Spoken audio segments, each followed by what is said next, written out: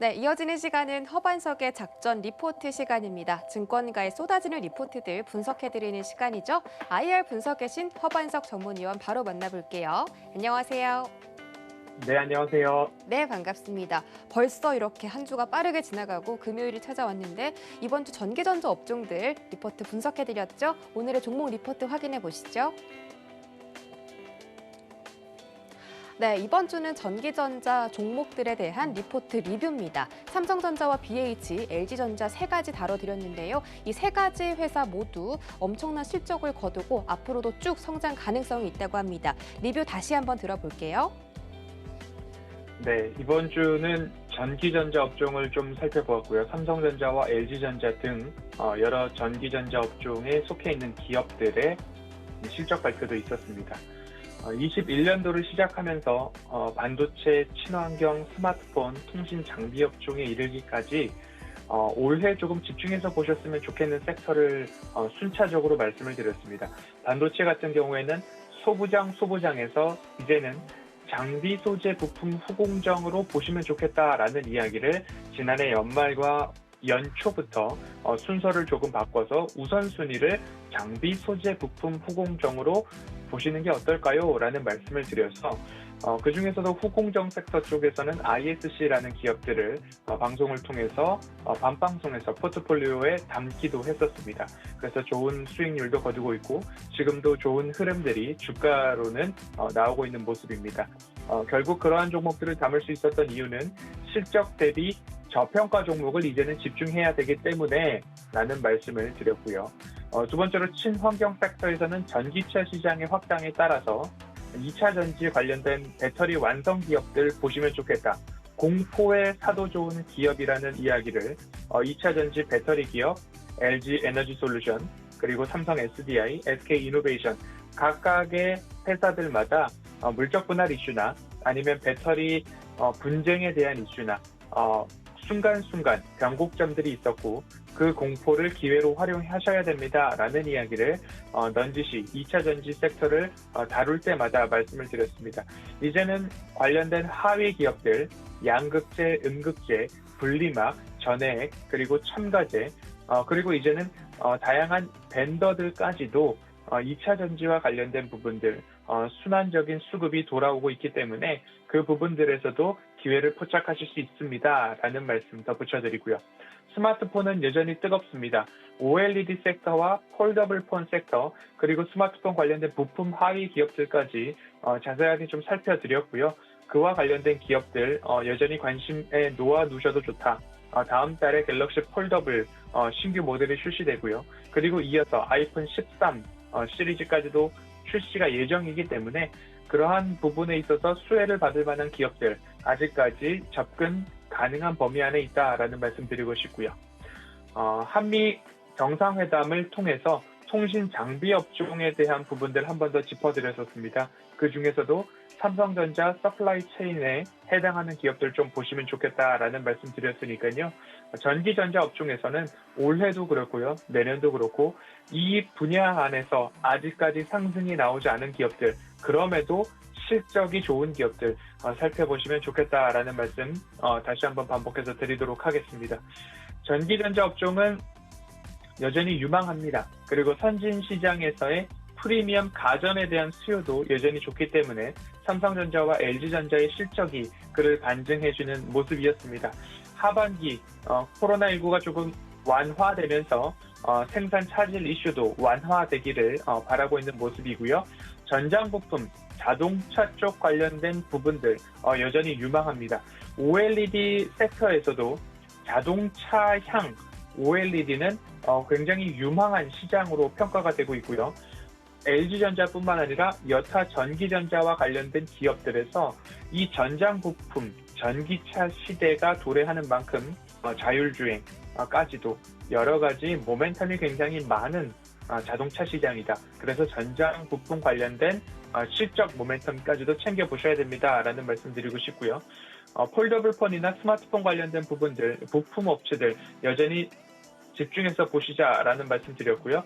전기차는 삼성 SDI의 어마어마한 실적과 LG 화학, LG 에너지 솔루션의 깜짝 실적, 그리고 내년도부터 반등, 흑자 전환이 예상되는 SK 이노베이션까지 여전히 집중해 볼 필요가 있다라는 말씀 드리고 싶고요.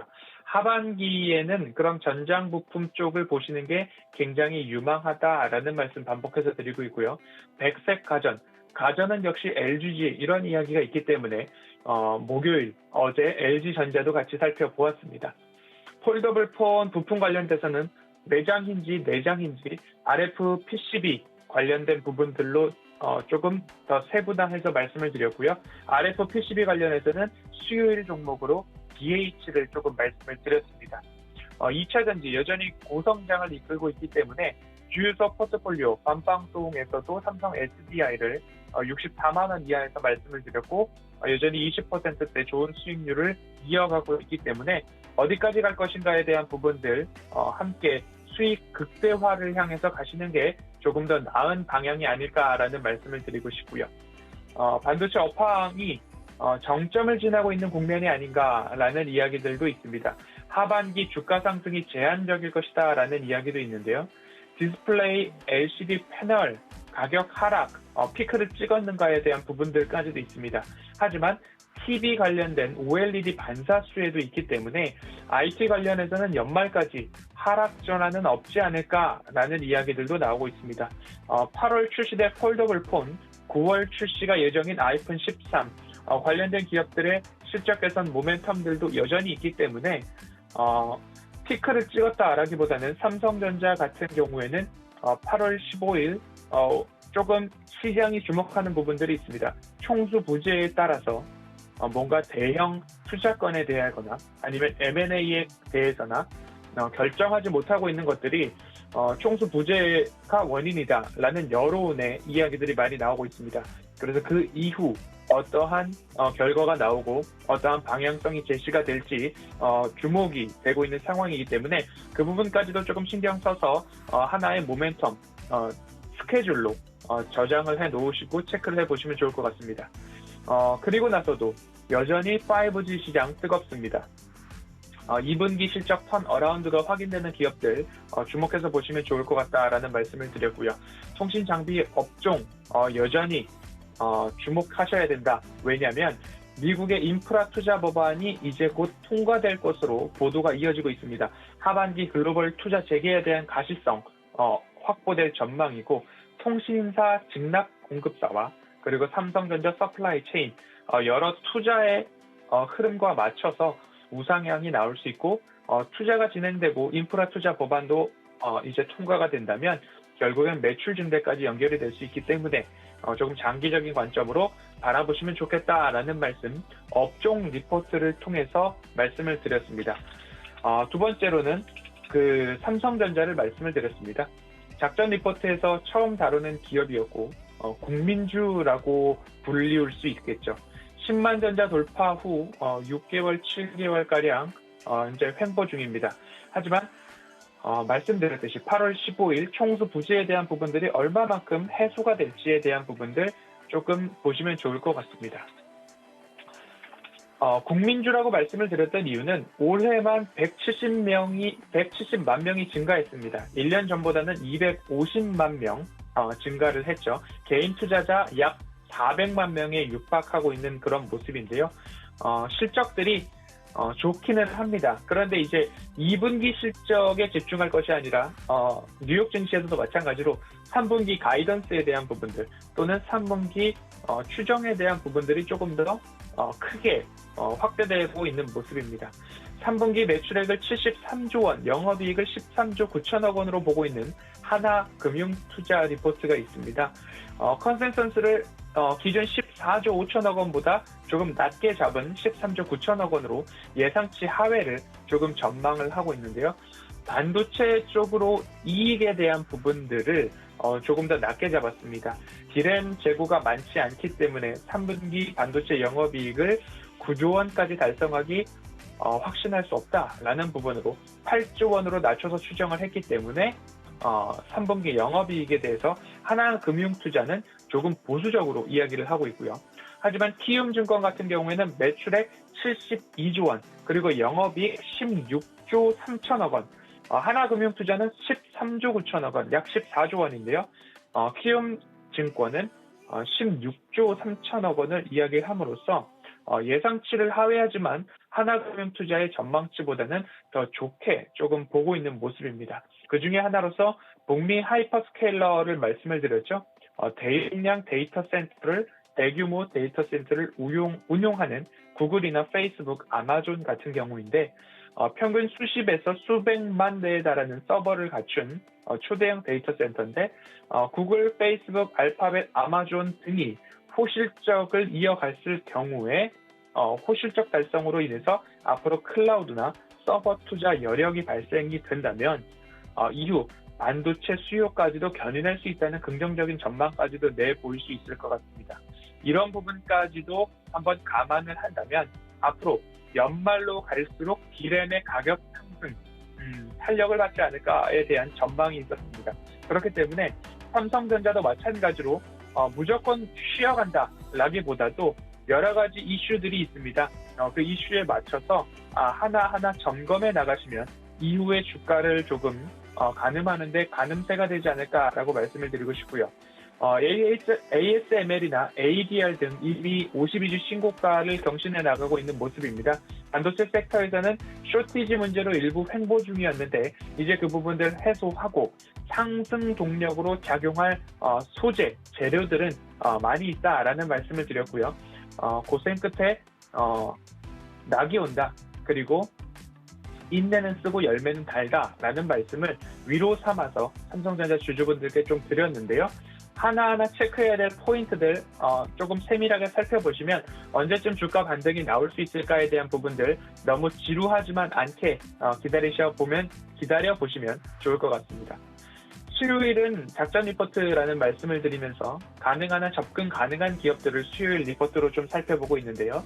이번 주는 BH를 살펴보았습니다. RF PCB에 대한 부분이죠. OLED 패널과 주 기판을 연결하는 부품으로 보시면 좋을 것 같고요. 평균 가동률 비수기임에도 불구하고 75%가 넘는다라는 말씀을 드렸습니다. 이제 2분기 실적이 어떻게 나올지에 대한 부분이 관건인데 최근 목표 주가를 상향하는 보고서가 나왔습니다. 22,000원에서 27,000원으로 약 22%가량 상향 보고서가 나왔는데요. 그 보고서와 마찬가지로 어떻게 주가가 앞으로 이어갈지에 대한 부분들 상반기 부진을 털고 앞으로 우상향하겠다, 개선되는 사이클을 좀 보자라는 부분이었습니다. BH의 전략은 삼성 디스플레이 내 점유율 증가에 대한 부분들이 포인트겠죠. 삼성전기가 PCB, RF PCB 관련된 사업 부문을 이제 접을 수도 있다라는 이야기가 대두되면서 그러면 50%와 45%가량 나누어 갖고 있는 BH와 삼성전기의 점유율을 BH가 더 많이 높여갈 수 있지 않을까. 그러면 당연히 매출액과 영업이익은 증가를 할 수 있다라는 부분. 그리고 어플리케이션 다양화를 통해서 태블릿이나 아니면 닌텐도 게임기 등에도 납품을 하고 있다라는 이야기 이어지고 있고요. 전기차 관련해서 FPCB 관련된 신규 투자가 결정이 되었기 때문에 미래 먹거리 준비도 해오고 있는 기업이다라고 설명을 드렸습니다. 북미 고객 사향 결국엔 아이폰 13 출시에 관련된 부분이고요. 삼성 디스플레이, 폴더블 폰 관련된 부분까지도 수혜가 전망되는 기업인 만큼 BH 지금도 접근이 가능하지 않을까라는 말씀에 추세 하단에서 접근해 보시자라는 말씀.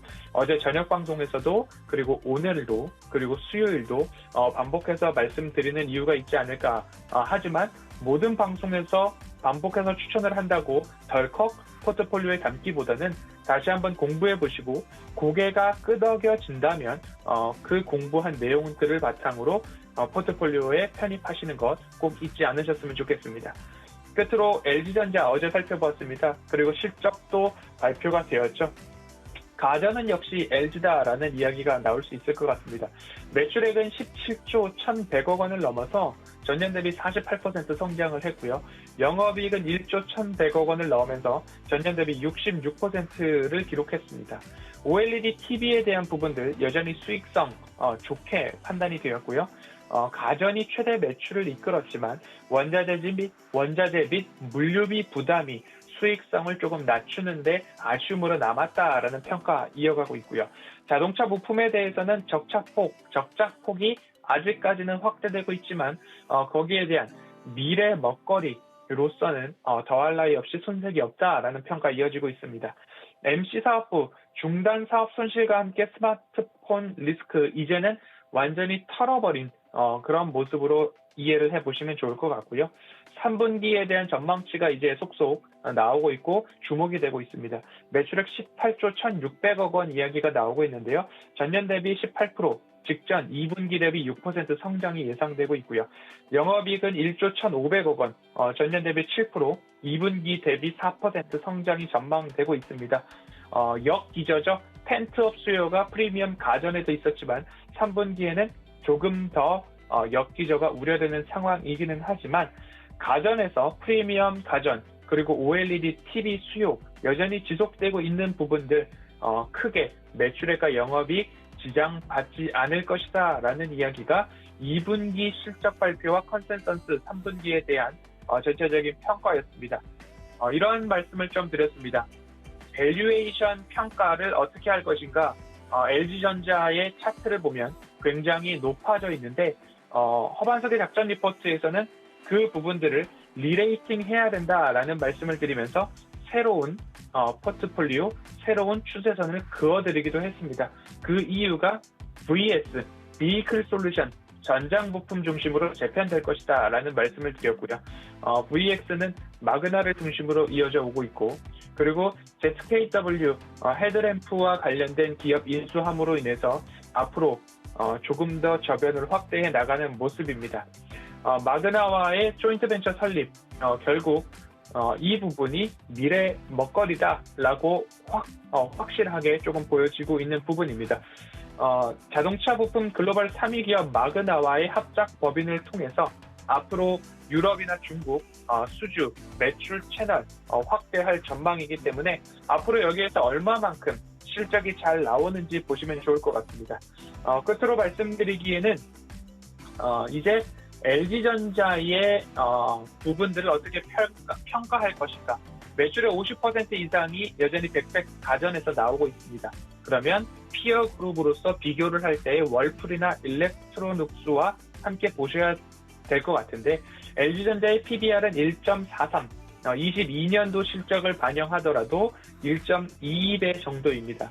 하지만 글로벌 업체 월풀과 일렉트로룩스의 PBR은 20년도 2.99배, 21년도 3.01배 수준입니다. 그러면 가전 기업으로 봤을 때 아직까지 상승 여력 30% 이상 남아있지 않은가에 대한 리포트를 말씀을 드렸고요. 여기에서 이제 VS, 전장 부품의 리레이팅이 반영된다면 더 좋은 PBR뿐만 아니라 PER까지도 한번 산정해 볼 수 있지 않을까 말씀을 드렸습니다. 이렇게 전기 전자 업종에서 말씀을 드렸는데요.